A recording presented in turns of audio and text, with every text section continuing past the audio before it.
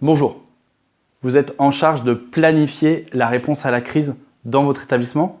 Je vous donne un conseil tout de suite pour vous. Je suis préparateur mental et j'accompagne les professionnels de la santé à agir pour leur mieux-être. Dans une situation où il y a énormément d'incertitudes à prendre en compte, les mesures gouvernementales, l'évolution de la maladie, l'évolution du nombre de patients accueillis, du nombre de personnels soignants disponibles, du nombre de ressources disponibles, bref, vous avez énormément d'incertitudes pour continuer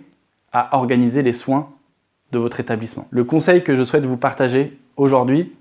c'est de s'inspirer des méthodes agiles. Ces méthodes ont été utilisées beaucoup dans le développement informatique qui fait face à de grandes incertitudes sur la technologie, sur les ressources disponibles, sur l'utilisation que vont faire les personnes de l'application par exemple. Il y a des éléments qui sont partagés dedans qui vont être de lister toutes les choses que nous avons à faire et de mettre en face un niveau de difficulté et un niveau de ressources à affecter. Par exemple, savoir les lits qui sont disponibles, ça va me prendre 2 heures de faire le tour de tous les services de soins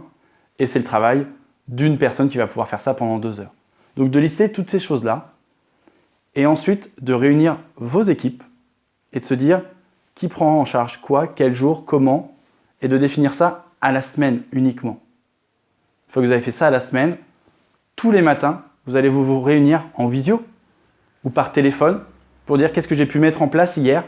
qu'est-ce qui m'a posé problème et qu'est-ce que je vais mettre en place aujourd'hui. En faisant ça, vous allez pouvoir suivre concrètement toutes les mesures que vous avez décidé de mettre en place, de les évaluer quotidiennement et de pouvoir modifier tous les jours l'angle des choses qui pourraient poser problème et pas de rester avec un problème qui va se répéter de jour en jour et qu'on va reporter de jour en jour. Listez toutes les tâches que vous avez à faire, affectez temps et ressources pour cette tâche-là et ensuite en équipe, vous vous organisez et vous voyez tous les matins pour savoir ce qui a été mis en place, ce qui pose problème et ce que vous allez faire dans la journée qui vient.